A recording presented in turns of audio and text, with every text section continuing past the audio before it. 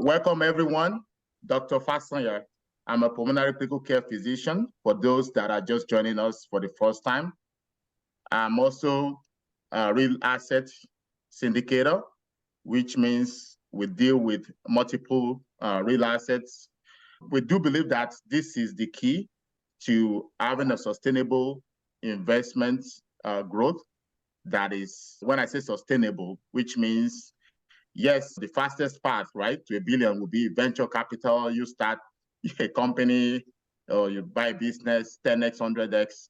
Those are very difficult to do for regular people. And also, because we are physicians, most of our investors are physicians, usually you're very focused on treating your patients. So you want something that is passive or semi-passive so that you can focus on what you do best while you continue to build passive income. So we have a disclaimer. So everything presented and discussed here does not represent any personal investing, legal, or tax advice. So please consult your licensed professional as needed. A little bit about myself again. So we do have our main focus, our vision is to help fellow physicians achieve financial freedom. So we have achieved financial freedom and many members of the team. And we do believe that we have the responsibility, right, to teach others and also help others achieve the same. So we have about $143 million of asset under management. And this includes, and we have $143 million under management. And this includes self-storages, multifamily, which is about 883 units so far. We also do oil and gas investment. This is the third fund that we're doing with King Operating. So my mentor, Majestic Investment Group, did some funds with King, which I was involved in, and longer experience with the team. And also I've invested with the team for the past, since January last year, and I've had good success so far. And so I'm bringing in 3 members of the team today. I'm not sharing my screen. I had some issues since last night, so I'm going to just talk about it. And they're going to be sharing their screen to talk about the oil and gas investment soon. I have with us Rex, because we are focusing more on the tax benefits today. So Rex, he has a CPA certification. So he has long essentially retired from the mainstream, but helping the King Operating with the tax portion of things. He has worked for the IRS in the past. To me, I think that's very important. So he knows what to look for, right? And he knows the tricks and the way how the government wants us to invest so we can get the best tax benefit. I also have Eric. Eric is the Chief Growth Officer. He talked most of the last webinar, and people love his ideas about the macroeconomics. He got that down. So we also have Brad, who is the Senior Vice President. We're very happy to have everyone here today. So I'm not going to waste so much time. I'm going to just go straight into the presentation. Eric. Absolutely. Thank you, Doctor. Appreciate that. Let me make sure I can get that up and running for you. Can you see the full screen? Yes. All right, great. Thank you, everybody, for coming tonight. I know most of you are doctors, so thank you for your service as well. I'll be very brief today so we can get more to the tax benefits of what we do. So I'm going to run through this pretty quickly for you here this evening, as we are going to focus mostly on taxes as we are at the end of the year. I feel your pain in taxes as much as anyone else, and I'll go through that for you here in the end. But here at King Operating, we are a domestic energy company, so we drill for American oil on American soil. We have our full disclaimer slide ready for you with all of our disclosures. Feel free to share this with your attorney or your accountant. I will begin by saying that the fund that we offer is for accredited investors only. It's a 506C. So if you are an accredited investor, this is probably a good fit for you here at the end of the year. If not, unfortunately, we can't do that, but you're certainly welcome to learn and listen. So I will be going through our strategy, the value of the investment, and our depth of knowledge a little bit, which Doc's already gone through very well. So we're in the middle right now of a $200 million raise. We're currently at 122 million raised of 200 so far. This is a tax advantage, asset-backed, income-producing limited partnership. A lot of big fancy terms that I'll run through why that's important for you in a very quick period of time here. Our strategy is important to understand. So on the left side, you'll see the benefits that we offer through our system. We offer three really strong strategic benefits to investors. The first one being significant tax liability reduction. That's a big piece for us. The second is monthly passive income, MPI. I'm going to use the term MPI quite a bit, and that means monthly passive income. The third benefit is an ROI, or a multiple on exit, which is unique to King Operating. 99 out of 100 oil and gas deals that you'll find offer a tax benefit and monthly or quarterly income for 20 to 25 years. However, we are the only retail offering in the oil and gas space that offers asset ownership. So the leases and the land that we acquired to drill on, you are a full partner with us on that asset. That is very unusual in our space, but we are very similar to a real estate investment or a multifamily investment. Our purpose is to acquire properties, develop them, and divest them. So we're not looking for a 25 to 30-year oil play. To be frank with you, most oil and gas deals that you'll find in the market, there are 1 to 3 wells. It's called a wellbore assignment. Essentially, you have rights to a revenue share on the oil once it's above the surface. With us, you actually own the leases, which is where the bulk of the money is made in oil and gas. Instead of us keeping and retaining those profits and not sharing them with our investors in 2015, we changed everything around and offer that asset out to our investors. So our purpose is to acquire, develop, and divest properties in a 3 to 5 year timeline, not your normal 25 to 30 year time horizon. So once we've done our geology and we understand that the land is fertile and will provide some hydrocarbons out into the marketplace, we then begin acquiring leases and raising equity, which is why we're on the phone today. We also use that capital right away. So unlike other funds that you're used to, money basically stays in our account for anywhere between, call it 2 to 6 weeks before it's deployed. We deploy capital in advance. It helps us create a tax benefit while also managing our supply chain and inflationary costs. We drill for what's called PDP, or proven, developed, and producing wells. That's a fancy term for revenue generating wells. As we generate revenue, we increase the value of the leases. The more revenue we can generate, the more valuable those leases become. And while we're building these PDP, or revenue generating wells, we also create what are called PUDs, or proven undeveloped wells. These are locations that our geology tells us have hydrocarbons, and what we're doing is preparing the surface. So if you're a real estate investor, the best analogy I can give you about our business process is to think of a raw piece of land where we build an apartment complex and it's producing rents. That's very similar to PDP, revenue generating wells. While we do that, we're pouring foundations all over the property for us to either build a building in the future or for us to sell it to a developer and save them costs and allow them to develop much faster. Now, when we're looking for land, we're always looking to diversify. So we look for 3 to 5 different oil fields to develop, or we call basins of focus. We look for a minimum 20 drilling locations per land mass. We're always looking for probable acreage next to provable productions. Closeology is a term that we use in this business. We want to be very close to proven entities because it's generally the way the hydrocarbons flow. We look for attractive pay zone geology. A pay zone, put very simply, is like a stack of pancakes below the surface of the earth. Those represent layers of rock. Those layers of rock have different levels, if any, of hydrocarbons. So we're looking for multiple layers of rock that can produce hydrocarbons and produce revenue. We are always trying to stay on privately owned property or state-owned property. This allows us to operate in oil and gas-friendly regulatory environments. This is really important for us. And we're looking for low-cost, high-control lease terms. So all of our leases are what's called held by production. Held by production means we'll put a little bit down for the land. Once we start producing and paying the landowner, then essentially the lease is ours in perpetuity as long as we're producing revenue for the landowner. This allows us a much more acquirable and profitable asset when we go to divest. If possible, we try to acquire proven, developed, producing wells, revenue generating wells. We're always looking for a good mix of oil and gas because they both have their own economies. And we're generally trying to stay in reasonable range within existing projects just for ease of operations and the ability for us to move equipment or personnel quickly. So we're right on track with our plan. We had to revise it at the end of the year last year. We had some difficulties in the later half of 2022. So once we ironed it out in the early part of this year, we're right on track. We plan on drilling 3 wells through July. We're actually at 5 wells. We completed our 3rd acquisition, which is actually our previous fund, on June 1st of this year. I'll walk through that a little bit later. And we began producing MPI, or monthly passive income, in August of this year. So this is currently a revenue generating or an income generating fund as we speak. Now, reverse engineering, our business model is simple. Do geology, acquire leases, raise capital, drive revenue through PDP, build PUDs, raise the value of the property. We're raising $200 million. Our goal is to raise this property up to $400 million and begin looking for our first divestiture project.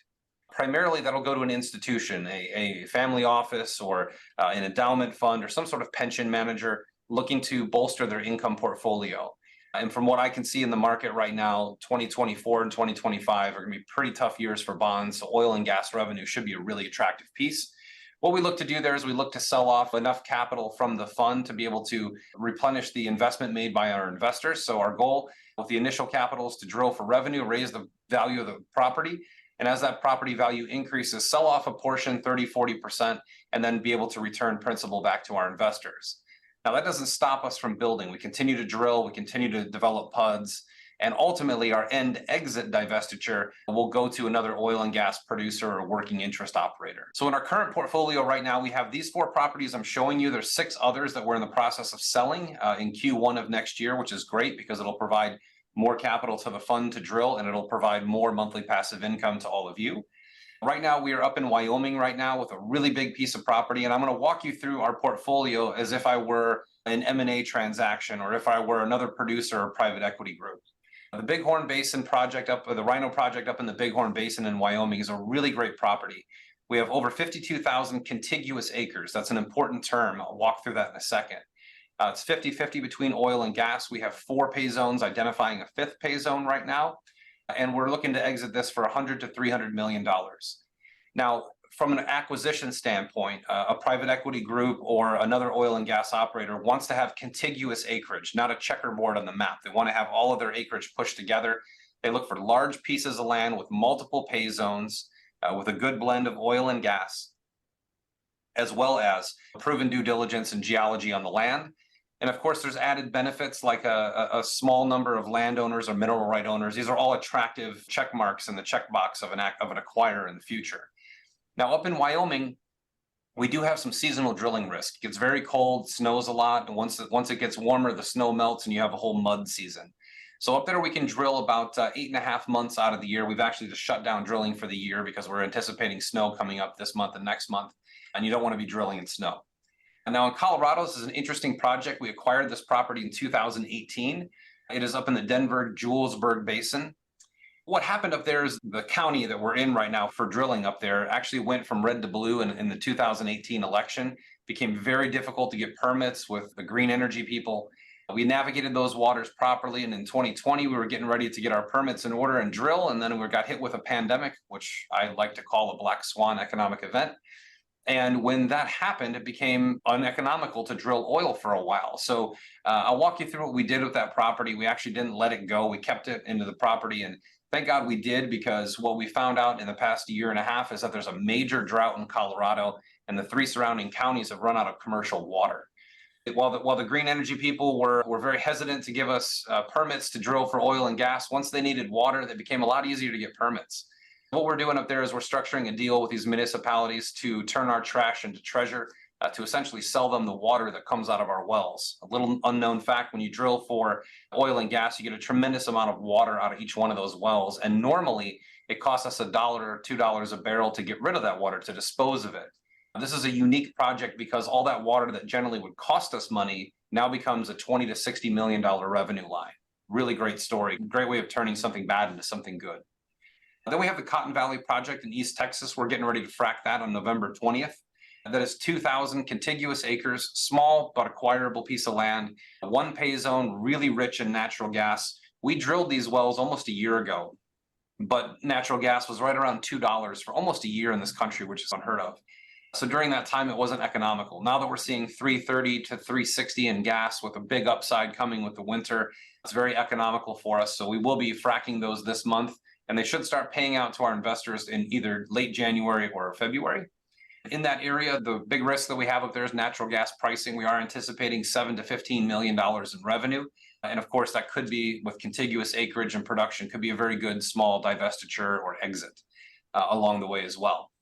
Now, our centerpiece of the entire portfolio is in the Permian Basin. If you're not familiar with the Permian Basin, it's pretty much the Yankee Stadium of oil and gas. It's an oil field that rivals any oil field in the world, including Saudi Arabia. Very robust in oil and gas.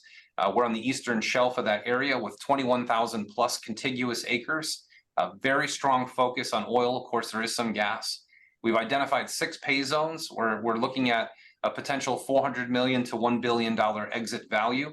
But we do have some difficult drilling there. We have one layer of rock called Mississippian Chert that's very difficult to drill, but thankfully we've already drilled 2 wells and learned a ton in the process. A very good piece of property, and it really becomes a great property in the fact that there's only one landowner and one mineral right owner. So if we can develop this land in the right manner over the next couple of years, this is a very strong exit for us and for all of our investors.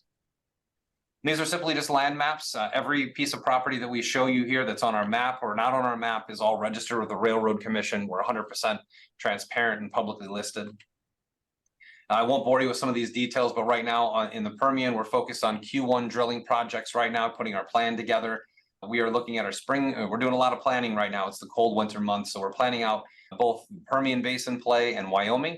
Again, we're fracking Cotton Valley here November 20th. It stays warm in our part of the world.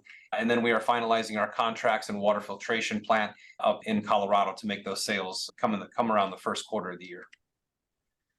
So the value of our investment, which we're going to walk through very heavily here with Rex. You have an expert on the call here with you today, so please feel free to ask any question. Rex is fantastic at this stuff.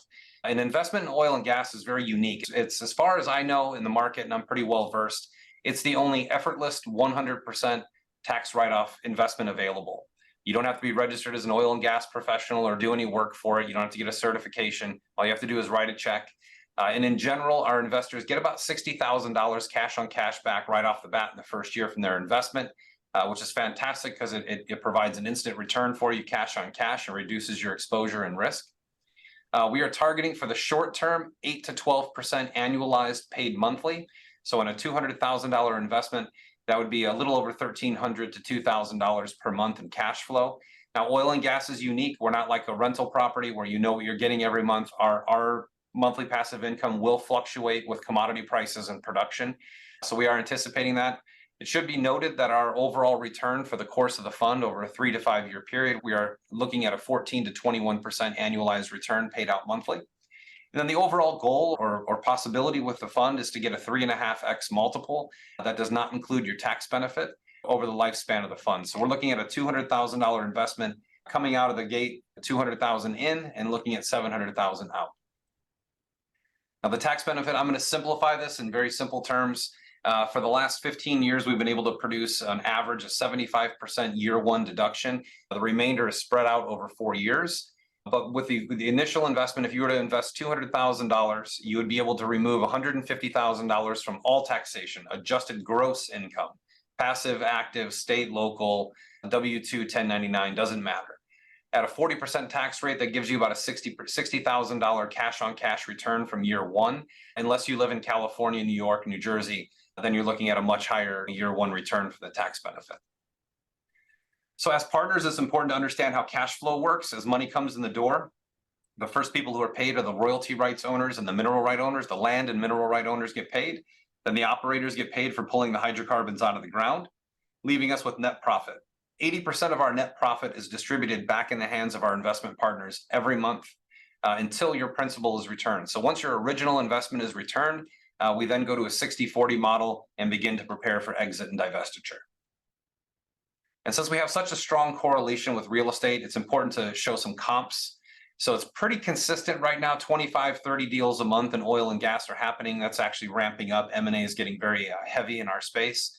There are all kinds of deals where people come in and buy a portion of a fund or your working interest for hundreds of millions of dollars.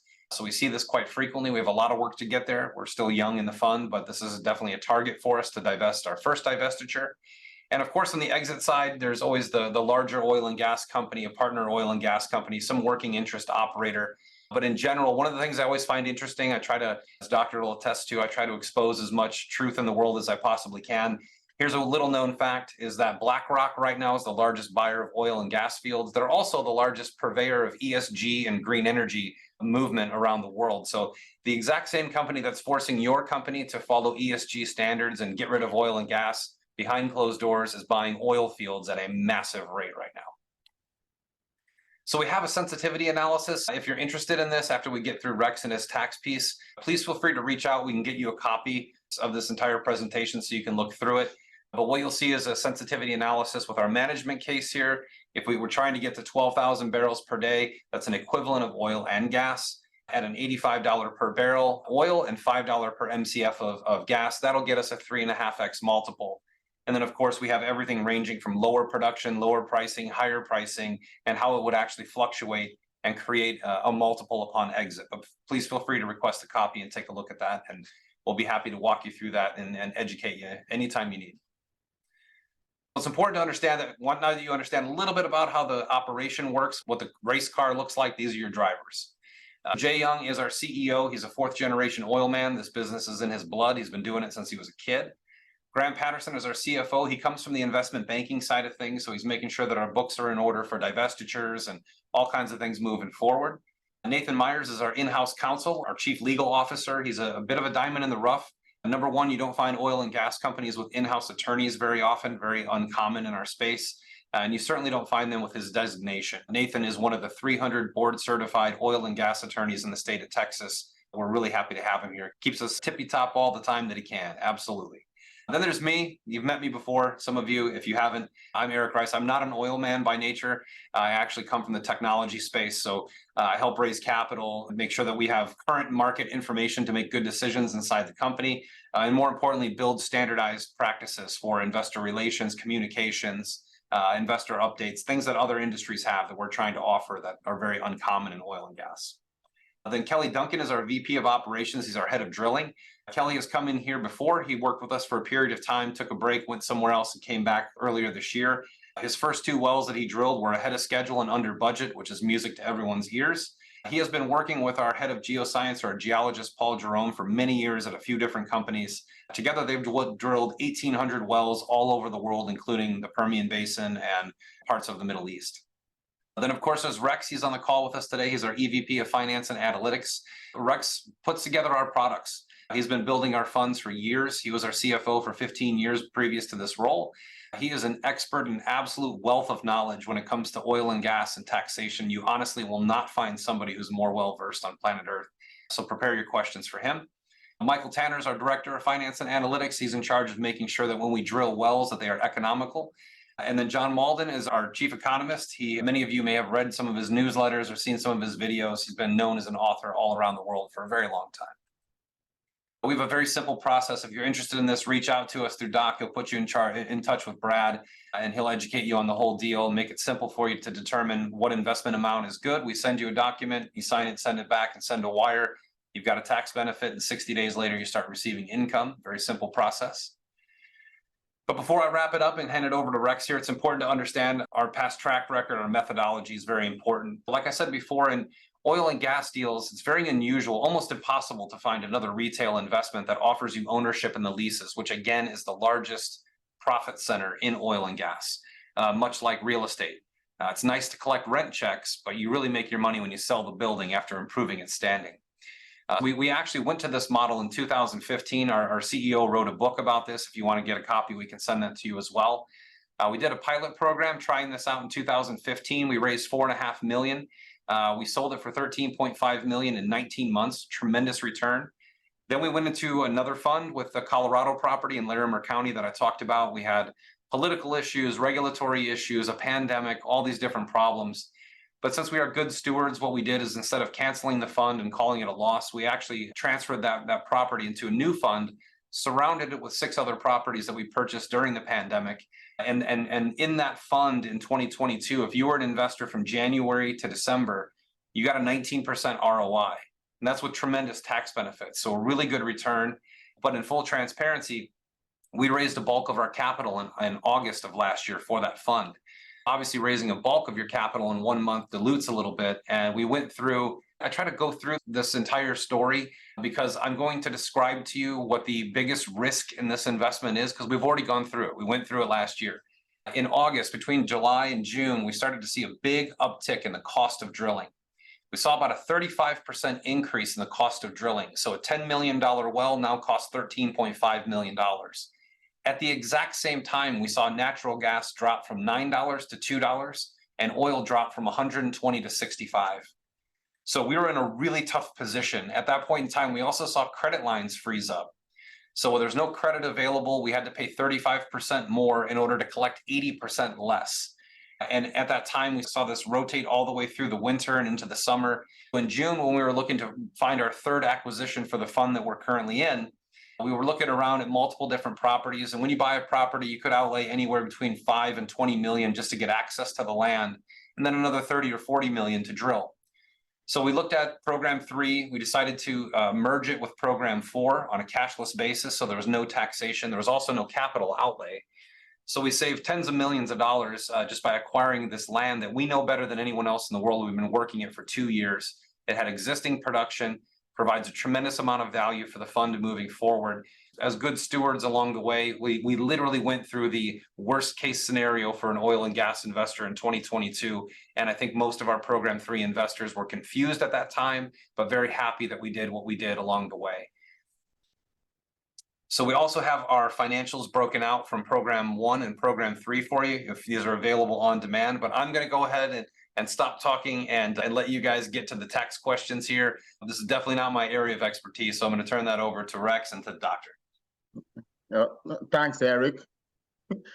If you want to learn more about what Eric, because Eric spoke for almost about 45 minutes last time, we actually have a YouTube video that talks about the last deal, the last webinar that we had.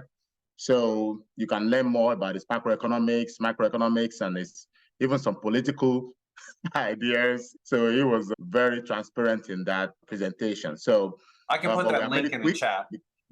Yep, because we want to talk more about the tax benefit. So we're going to answer some few questions and then we'll move on.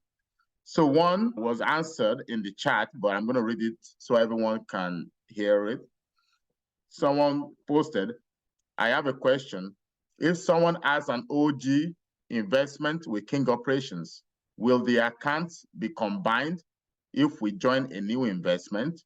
And are we going to get one K1 or multiple K1s? You would get one K1 for the fund that for King Operating Partners 2 LP, you would get one K1 for that. Okay, so it's going to be combined. Yes. Okay. Next question. If someone invests this month, when would be the first MPI payout? December? And how much percentage will it be? I know you answered it a little bit, but I'd like you to clarify that. Maybe Eric or Rex can answer that. Basically, the first distribution would be in January because we're working on a production month basis, which is existed for the last 125 years in the oil and gas business. And so if you subscribe in the current month, we basically get paid 30 to 45 days after the close of a production month, and you participate. You get your first check in January. Okay, so answer is January. So is all the drilling that needed to be done completed? And can you share the details? No, we're just drilling wells. We've drilled 5 wells in Borden County, and we are continuing to put those wells online, and we will be drilling somewhere between 6 to 10 additional wells as additional capital is raised. Okay. So how many wells do you have currently right now as we are talking? We have 197 wells in the fund. Approximately about 148 of them are producing. And again, we're waiting for 3 of the wells that we just drilled to go online.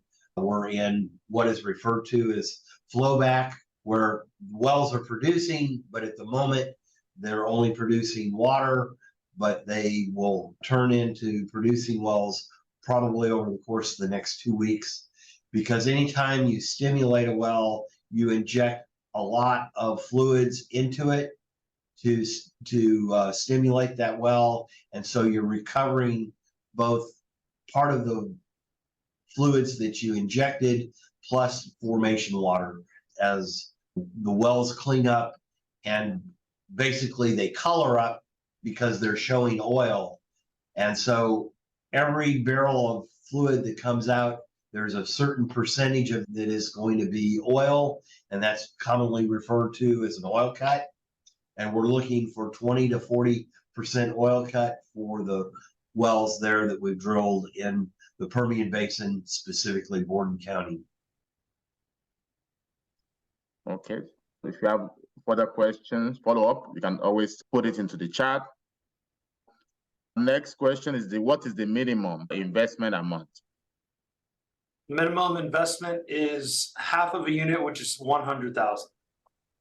Okay. Because of our relationship with King, if you have less, you can talk to me, and then we can talk to Brad, and then they do make some exceptions, but in general, it's 100,000. And I say that because I do 100,000 too, because I want that tax benefit. So with 100K, last year we got lucky. We got 90% depreciation. So that was an exceptional year. So that for me saved me like maybe 35,000 in taxes. So it was awesome. So, if you put 50, I'm not saying that you're not going to get tax benefit, but it's not going to be much. Let me see. Just in the chat, you can see YouTube page for Eric.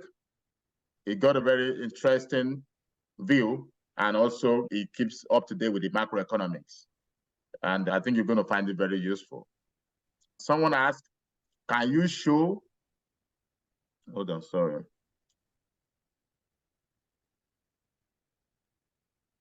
Okay, before that, so can you go through the worst case scenario from start to finish?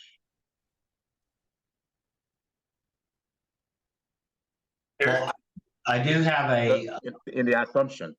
Obviously, the worst case scenario is with any investment, it will be that you make everything go up in flame and then there's nothing. However, I'll let Eric or Rex or Brad talk to you about at least the sensitivity analysis. Maybe Eric can put up. Yeah, the worst case scenario that we have, literally we went through worst case scenario is the cost goes up and the price of commodities drops.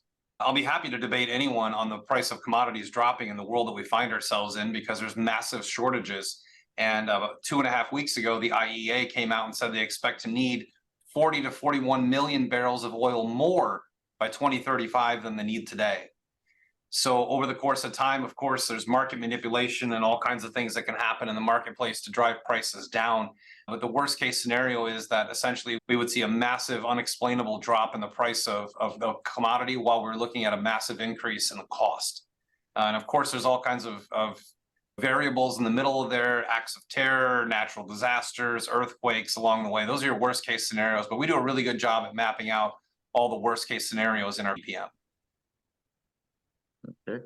I think this can also answer some of the questions. He said, can you share the evaluation of program 3 from start to exit? And I think, Eric, if you can show that slide that talks about price of oil versus what happens to the investment return. Yeah, so we'd be looking at, of course, I don't know, I don't really understand the question, but this whole sensitivity analysis maps through that. So if in the course of 5 years, we only get to 6,700 barrels of oil equivalent per day, and the price of oil remains around $60, and the price of natural gas remains around $3, we're looking at about a 1.5x multiple. But you can also look at our P50 cases, which is an average scenario. So if we got to 9,500 barrels of oil equivalent per day with $70 oil and $4 natural gas, we'd see a 2.4x return.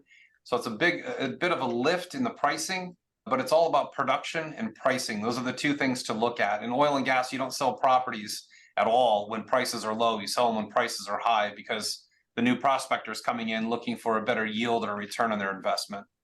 But this sensitivity analysis, I'll be more than happy to send this to anybody so you can examine it and give Dr. Bayo a call or Brad a call or me, and we can walk you through all the scenarios. Okay, so let's go to talk about the minimum. why would you expect gas price to be $5 in 2025 when it's been going down for 15 years? Pretty good example. So number one, there's been no new infrastructure built in natural gas. Number two, natural gas is taking over coal when it comes to power plants. So the price of natural gas being low for this period of time has allowed a lot of power grid suppliers or coal plants to convert themselves into accepting natural gas. Natural gas is now considered a green energy product in all of the UK and the state of Ohio.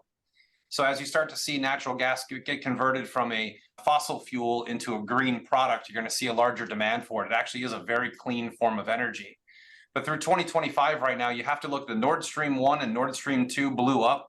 There were two different gas pipelines that were completely evaporated during the earthquake in Turkey, which supplies a big part of Europe and the Middle East.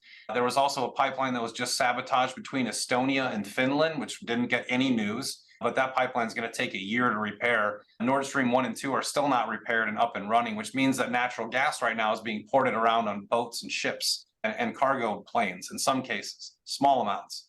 So why would I expect the price to go up? Because the price of energy is going up. The use of energy is going up. Right now, most people don't know because all they hear is the news talking about how green energy is going to save the world. It's actually going to kill the world. Right now, we're looking at energy supply being far undervalued at the current moment. Eventually, the rubber meets the road and supply and demand actually makes sense. If you look at what it costs just to run the power grid for the devices that we have, the cloud, just the cloud by itself requires 2 times the amount of energy demand as the entire nation of Japan. Third largest economy in the world. That's just to run the cloud. The cloud isn't going anywhere.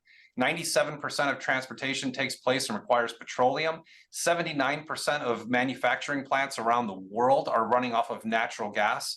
As we expand our technological footprint and industrial footprint around the world, we need to make more things and operate more things. And right now, everything is converting to natural gas, which in a traditional central bank run fiat currency system generally denotes that the price of natural gas will go up. So it has gone down over the course of the last few years, but the reason is that there used to be a tremendous infrastructure. The administration in office right now does not believe in any fossil fuel. So the damage that they've already done is going to take 7 to 8 years to backfill. And as the administration continues through 2025 or even potentially further, they're going to cause more damage, more shortage, and more shortage of supply around the world. I am adamant in a stance that a $5 MCF for natural gas in 2025 is a very conservative estimate.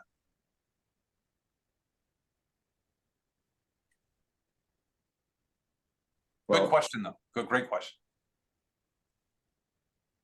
Okay. So someone asked another question. Obviously, with macroeconomics, I know I trust Eric most of the time. He's been right on many things he said. However, these are projections, right? Yeah. We'll see how it goes.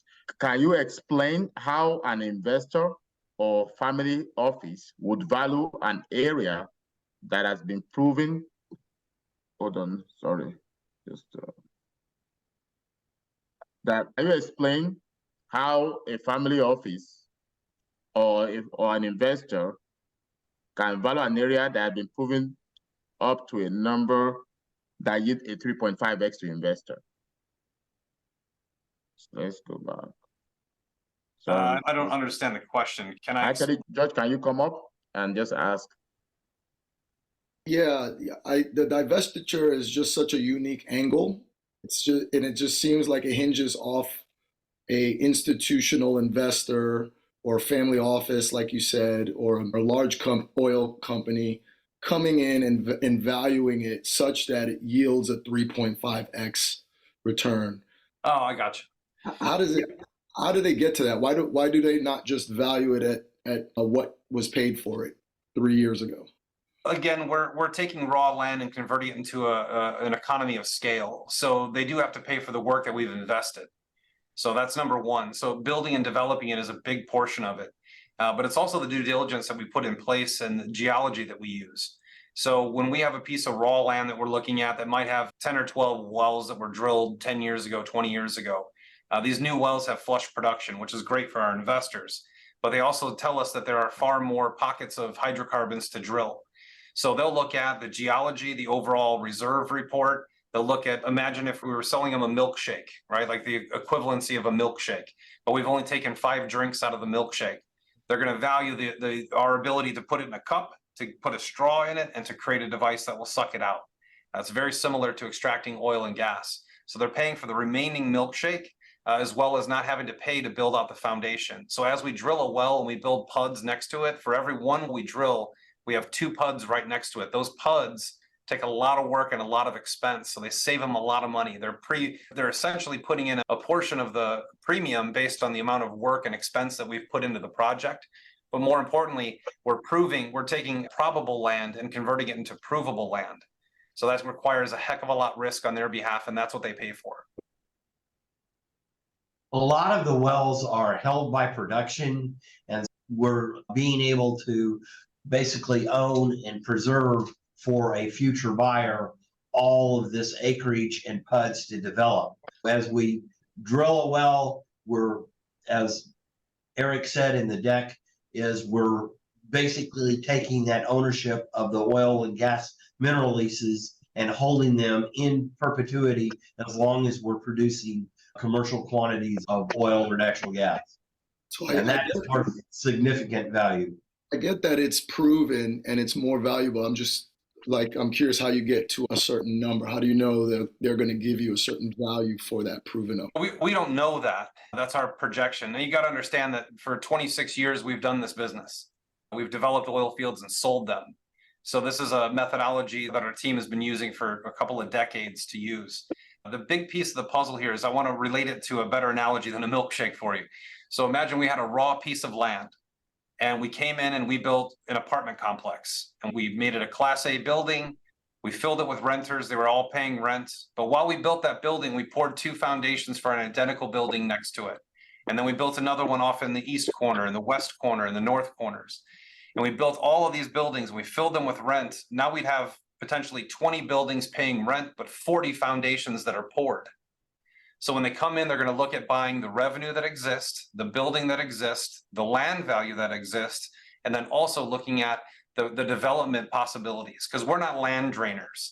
As a 3 to 5 year run in this space, we're not the guys looking for a piece of land to come in and drain all the oil and gas from below the surface. We're looking to prove that can be done for a company who has the resources to do it.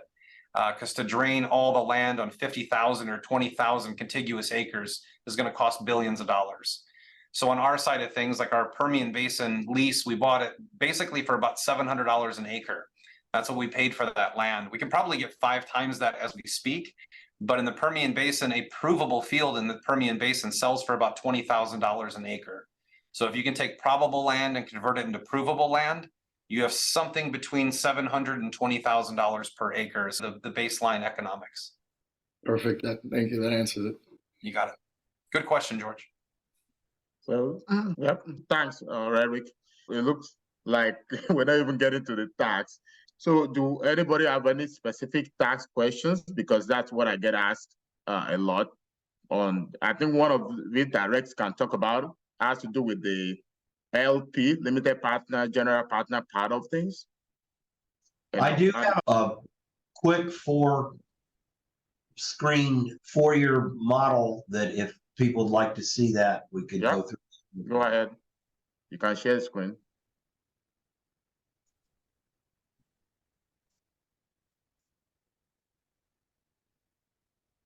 Can you see it all right? Yeah, you might want to put full screen.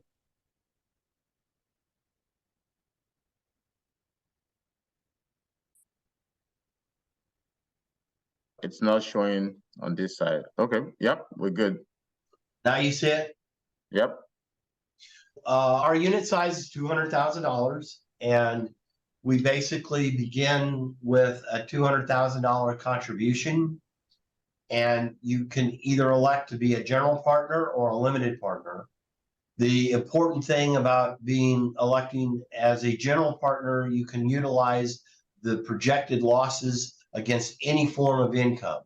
Where if you elect to be a limited partner upon subscription, then that will be a passive activity and will continue those losses will be suspended until the partnership or you have other passive income that would absorb those losses. The typical type of losses that are being generated is intangible drilling costs, which normally represents approximately 70% of the cost of a subscription, tangible equipment that is used in developing the well under 2023 tax law. Bonus depreciation allows you to claim 80%, or in this example, 8%. Then the balance of is 20% that you claim 7-year depreciation on. There's geological and geophysical components to it. And then there's the leasehold assets. For the leasehold, that is depletable. It's not currently deductible. In this example, what happens is if you go to the next page, you're going to generate basically as a general partner $60,000 worth of tax savings at a 40% marginal bracket. And then in year two, what this is a very simple example. We're projecting that basically we will make MPI distributions of $36,000, that the actual taxable income would be the 36 minus the 12 of cost depletion and other deductions. So you'd be in a taxable income of 24,000. If you elected to be a general partner, that would generate approximately a $9,600 tax liability. If you were a limited partner, all of your losses would be deferred. You'd have 126,460 suspended loss. And then if you go to year three, what we're looking at is to do a $300,000 cash distribution. And the way that breaks out, at least in this example, is MPI distributions at that point would probably be approximately 20%. That would be $40,000. And then if we had a divestiture proceeds, the way our partnership is set up is that if we have a divestiture and you have not received all of your capital back, 100% of those divestiture proceeds go to you as a Class A unit holder. So in this example, you still have $21,000 worth of your capital balance in your capital account. So it reduces the gain that you pay, so that the total gain is $238,000. There is a recapture component, which you're having to recapture the IDC that you claimed and the depreciation that you claimed.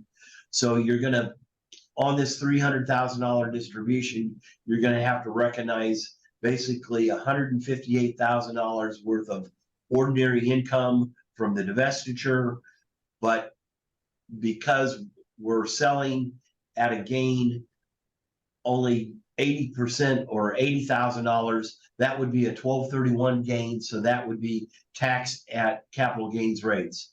So in year three, you would have a $76,800 worth of ordinary income that you would pay.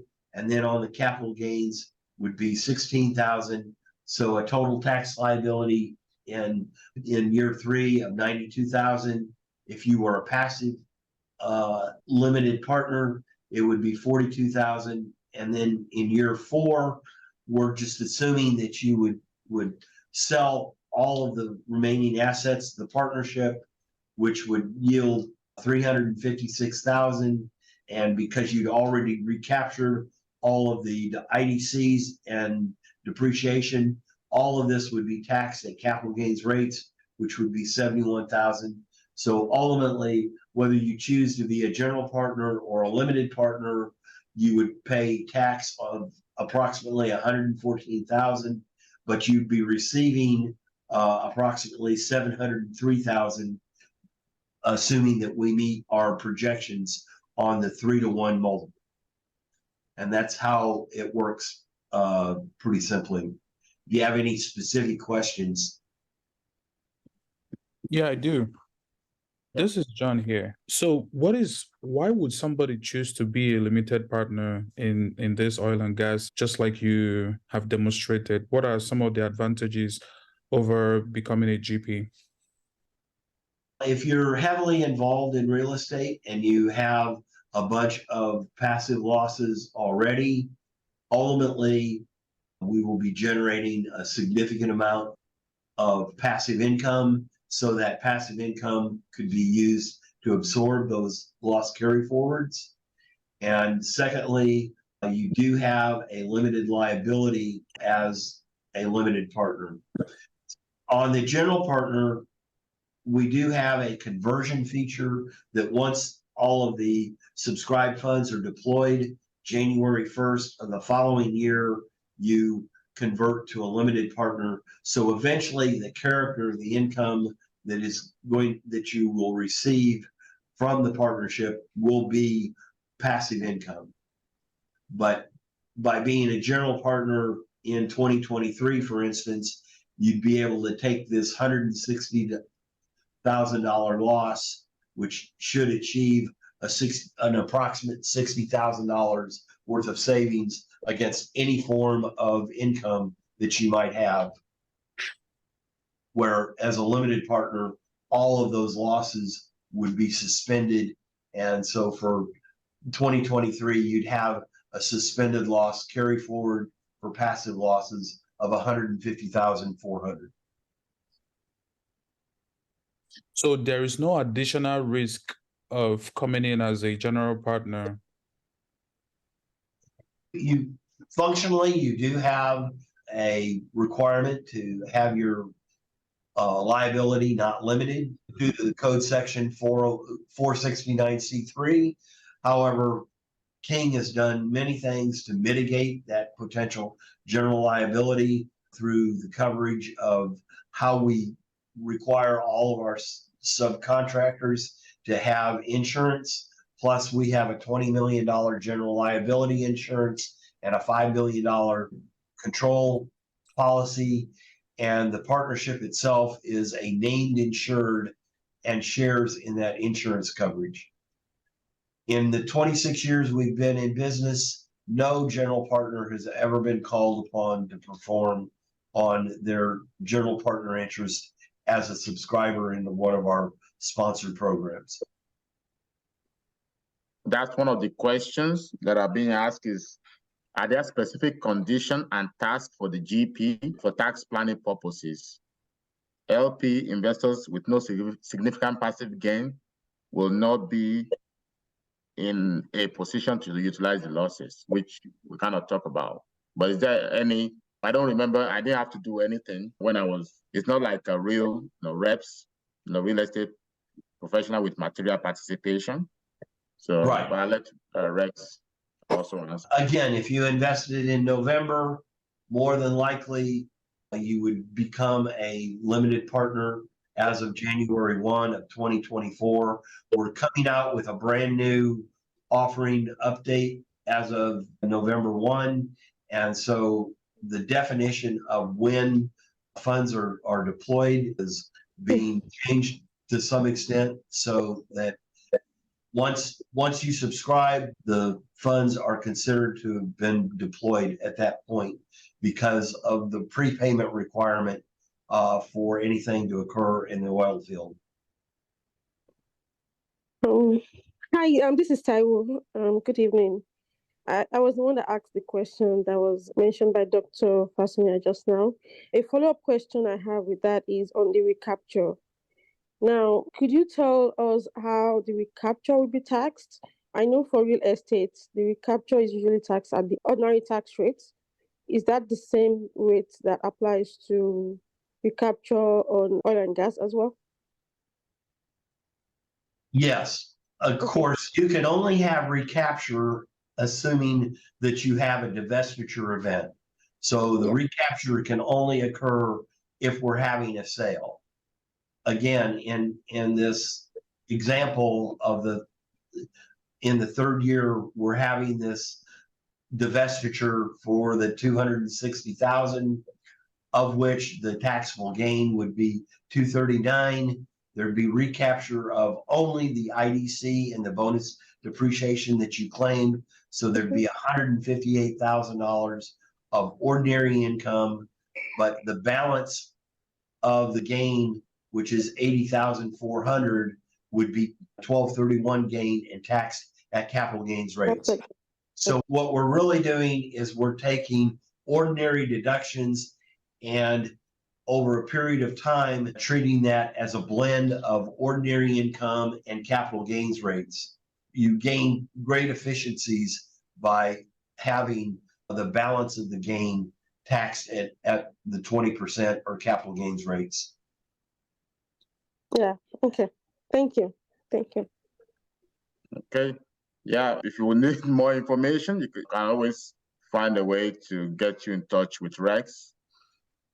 So the tax is a professional, he's worked with the IRS.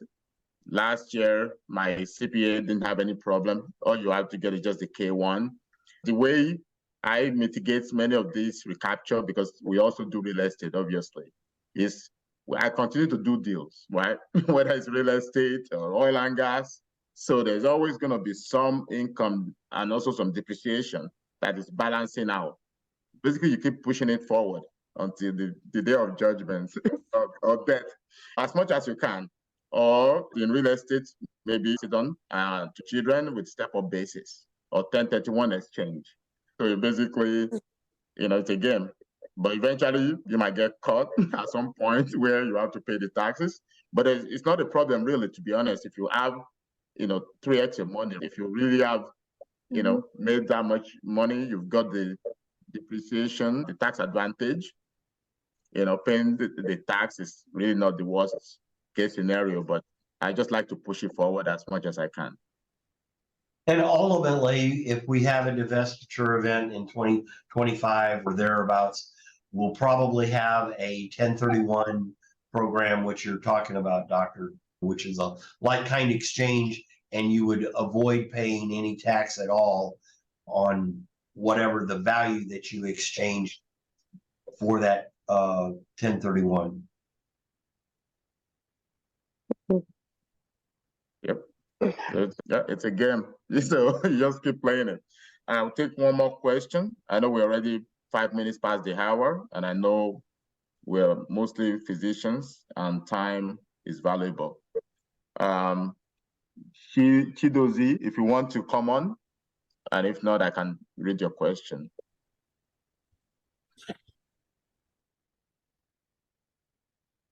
Hey, thanks for the opportunity. I was just wondering, with the 1031 exchange, can you do from oil and gas to real estate and back and forth?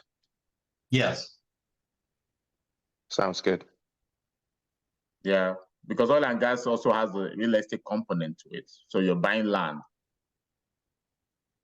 So there's a way to do it. Yeah, that would be interesting. So to have an intersection of this, because we might need to, as we exit some of our deals, of course, we'll prefer to exit into real estate, but perhaps oil and gas is an opportunity to do. Well, we've previously had a like-kind exchange that's been effective. Okay. We're 6 minutes past the hour, so I'm going to be ending the webinar here. This is going to be the last of the webinar for the year. We're going to post the video after we've gone through our CPA and lawyers and to be sure we're compliant. And then we'll be posting it on YouTube also. So you're going to have two videos. The first one, which talks about the deal in details, and also this one more about the question and answers. You can freeze your screen, look at the tax paper. You can also request for the tax documents. I also shared with our investors the last meeting by King Operating last week, I think, where they discussed about the financials and things like that. So in that case, they'll let you know what's going on with the fund, what's going on with your potential distribution and potential exit. Okay, so anything else to add, Eric? Basically, I'll say this. If you are interested, go to Dr. Bio. He can connect you with me. I can answer any questions. I can get you all this information. I can get you Rex's information. Just reach out to him and I'll be happy to help you. I'll be right here in this office. Okay. And then we have some people that have gone to the oil rig, some investors last year. They actually took a private jet over there. And then we do have my partner who has gone to the office, and I actually plan to make it down there in Texas before the end of this year. So, well, Come on down. yeah, we're going to take that photo up. I'm going to be concluding. And thanks everyone for coming. I really appreciate your time. I know it's a lot of webinar. I'm like the webinar guy, just like the webinars every day. So, well, we're going to be concluding. Thank you. And see you next time. Take care. Thank you for your time. Yep. Thank you, Dr. Bayo.